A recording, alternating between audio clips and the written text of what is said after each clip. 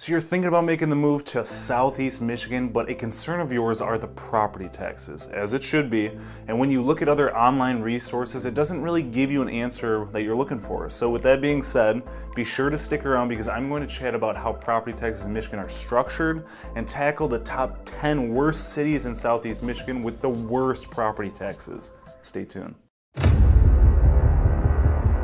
What's going on, everyone? Andrew McManaman here, your all-time favorite Michigan realtor, throwing another video your way about cities in Michigan with the highest property taxes. So if this video and the many before provide you some value, be sure to do your thing below. Just to put a little bit more perspective on this topic, I'll turn to the Citizens Research Council of Michigan, where they touch on Michigan's property tax burden and how it has drastically changed over time. Property taxes represent a huge tax burden to residents not only in Michigan, but the United States in general, as it becomes a local municipality's main source of local tax revenue. I've seen several comments over the last few years on my videos about how high Michigan property taxes are, but historically speaking, they were well above the national average in 1978, and as of 2018, they have fallen below the national average. I know property taxes in general are something we as residents in our states love to hate, and they represent such a huge financial burden to us year after year, despite the multiple tax limitations that have been put in place. Unfortunately, we can't bake the cake and eat it too in this situation, meaning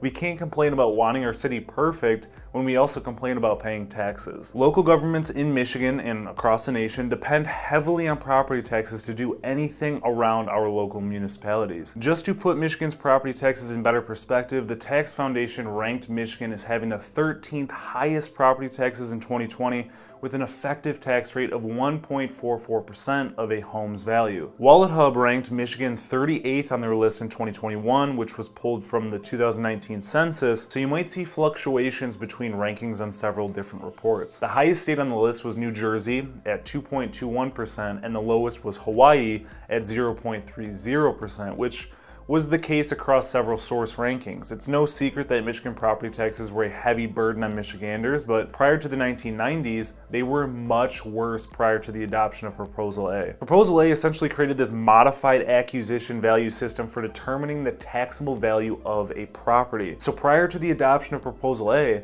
property values in terms of taxation fluctuated very frequently, and I'm sure a lot of homeowners prior to the 90s can remember how all over the place it really was. Growth in taxable value became limited to inflation unless the home was sold. At that point, it would revert back to the home's market value. So when your realtor or tax provider tells you when you are house hunting that the displayed tax amount isn't what you'll be paying, I'll break down why that is. Think about it for a moment. Let's say a homeowner purchased a home 20 years ago for $75,000, and since Proposal A increases the property tax based on inflation, the taxes would stay relatively low based on the purchasing the home for $75,000. But let's say they turned around and sold it for $300,000. You'd be paying taxes based on $300,000, not the same property tax structure the previous owner had with the $75,000 home. That's why it's crucial to have a good mortgage lender to break down your tax rate ahead of time during the pre-approval stage, so you don't have any surprises later down the road when you go to put an offer in on a home. This proposal also changed the way that schools would be funded, and by doing so actually reduced the tax burden quite a bit. But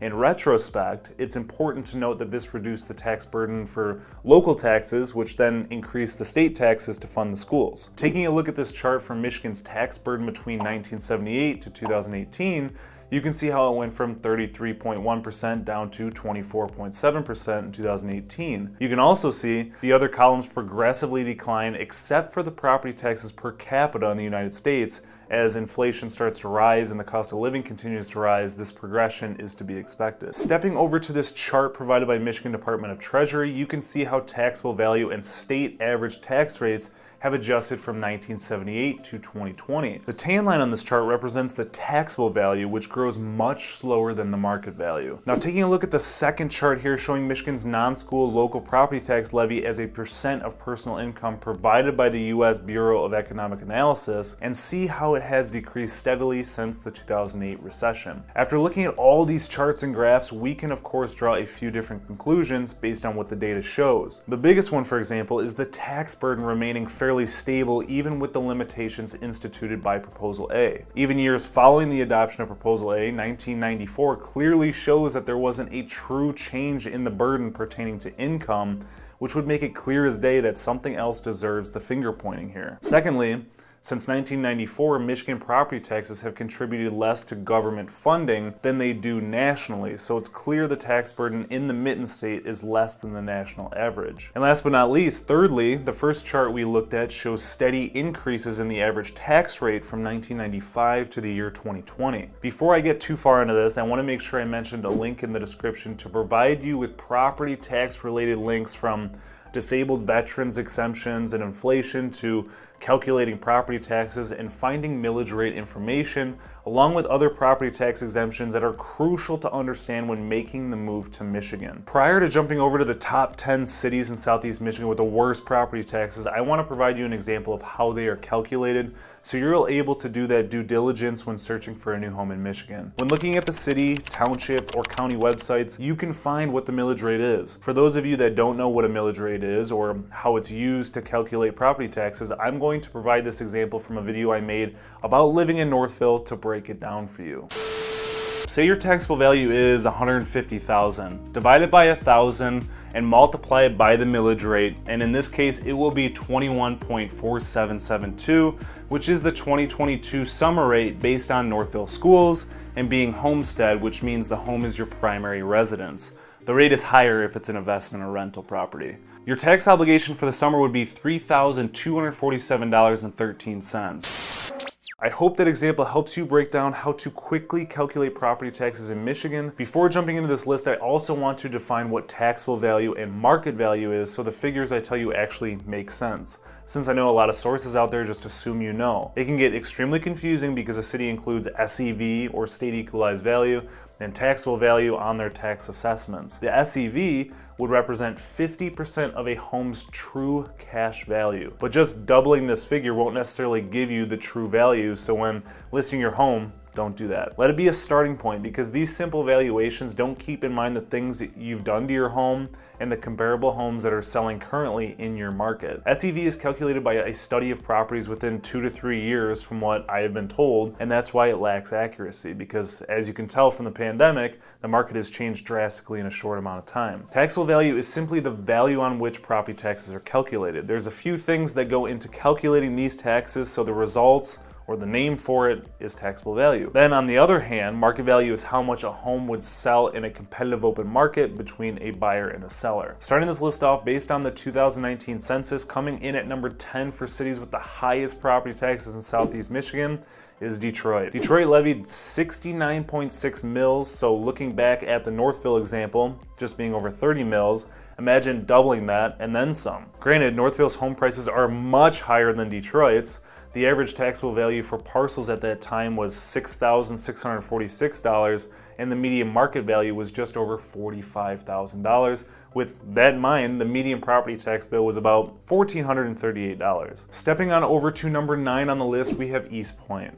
Most people know where Detroit is, but for those of you that don't know where East Point is, it's northeast of Detroit between St. Clair Shores and Grosse Pointe Woods. The city of East Point levied 65.2 mills, whereas the homes in the South Lake School District, 69.8 mills. The average taxable value for a parcel was around $28,000 with a median market value of $69,100 and a median tax bill of over $1,800. So if you're needing to live in the East Point area, keep these two locations in mind so you can save money on your taxes. Moving on to number 8 on this list, we have Royal Oak Township. Royal Oak, located near Birmingham and Ferndale, levied 77.4 mills for the homes in Oak Park School District and 73.6 mills in the Ferndale School District. The average taxable value came out to be $13,190 on residential parcels and a median market value of $64,100 with a median tax bill of over $1,371. Keep in mind, this is the township of Royal Oak, not the city. Next on this list, coming in at number 7, is Hazel Park. Between Ferndale and Center Line, levies 74.6 mills in the Hazel Park School District with an average taxable value coming in just over $18,000. The median market value is $61,100 with a median tax bill of over $1,650. Moving on to number 6 on the list, we have Center Line. Directly east of Hazel Park, this city levied 77.2 mills for the homes in the Centerline School District and 65.3 mils in the Van Dyke School District. The average taxable value came out to be $29,834 with a median market value of $72,600 and a tax bill of almost $2,300. Halfway through this list, coming in at number 5 is Inkster. The city of Inkster levied 78.4 mils for the homes in the Romulus School District and 64.1 mils for the homes in the Westwood School District.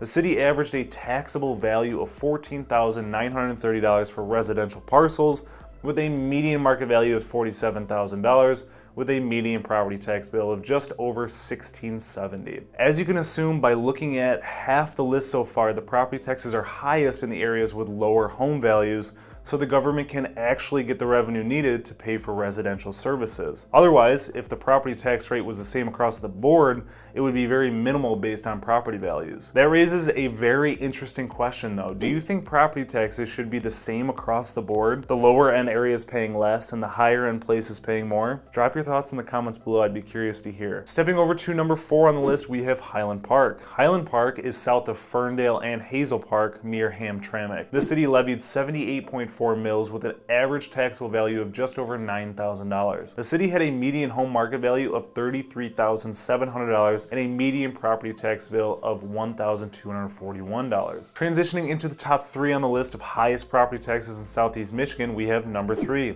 River Rouge. River Rouge is located downriver from Detroit, north of Ecorse. River Rouge had a tax rate of 82 mils with an average taxable value of $11,578 and a median market value of just over $34,000. The median property tax bill came in at $1,628. Moving on to number 2 on the list, we have Harper Woods. Harper Woods is located south of East Point near Grosse Pointe Woods. The tax rate for homes in Harper Woods School District was 83.1 and 81.9 for homes in the Grosse Pointe School District. The average taxable value for a residential parcel was $27,304 and a median market value of $76,100 and an average property tax bill of $2,610. Coming in at number 1 on this list for the highest property taxes in Southeast Michigan is Ecorse. Ecorse is located downriver just south of River Rouge. The city had a tax rate of 111.5 mils for homes in the Ecorse School District and 111 mils for homes in the River Rouge School District. The average taxable value came out to be $11,264 with a median market value of $40,500 with a median tax bill of $1,488. Moral of the story, when you're looking for a new home in Michigan, be conscientious of the property taxes because as you could see from this list of cities in Southeast Michigan, a lot of them were right next to each other and drastically higher or lower than its neighbor. Knowing this information now will allow you to seek a home in the border of these cities, but take full advantage of an area without paying the taxes to live there. If you have any further questions about living in Michigan, don't hesitate to reach out. There have been several of you that have reached out just to talk through your situations and where your thought process is, so please don't hesitate. Thank you for taking the time to always watch my videos. If they provide you value, be sure to give them a thumbs up, hit the subscribe button, and tap the little bell so you never miss out on an upload. I'll see you in the next one.